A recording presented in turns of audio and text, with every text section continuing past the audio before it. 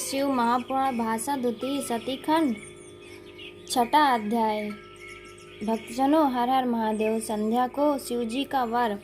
ब्रह्मा जी बोले। वशिष्ठ जी के चले जाने पर संध्या आसन लगाकर तप में लीन हो गई। उसने तपस्वी का सा वेश बनाकर कठिन तप करना आरंभ किया। वशिष्ठ जी ने जैसा कहा था उसी के अनुसार उसने मंत्र से भक्तिपूर्वक शिव जी का पूजन किया। शिव जी में चित्त लगाए उसको एक चतुर्युगी व्यतीत हो गई।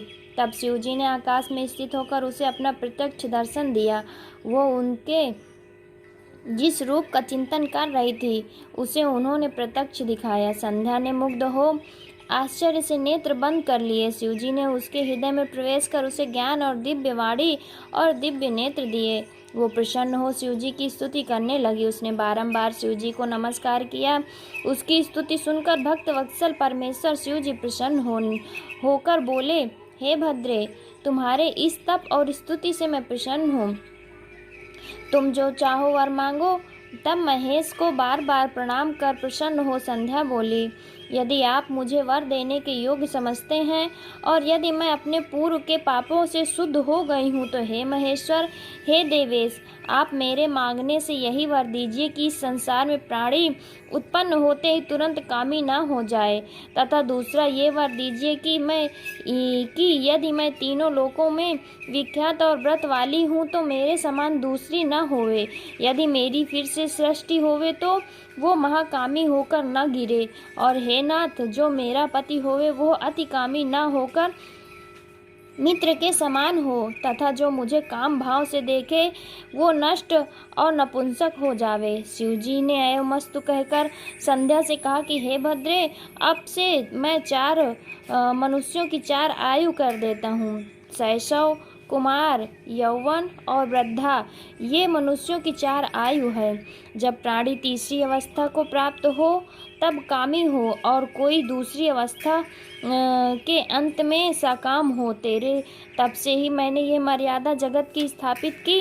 अब कोई भी प्राणी उत्पन्न होते ही कामी न होगा।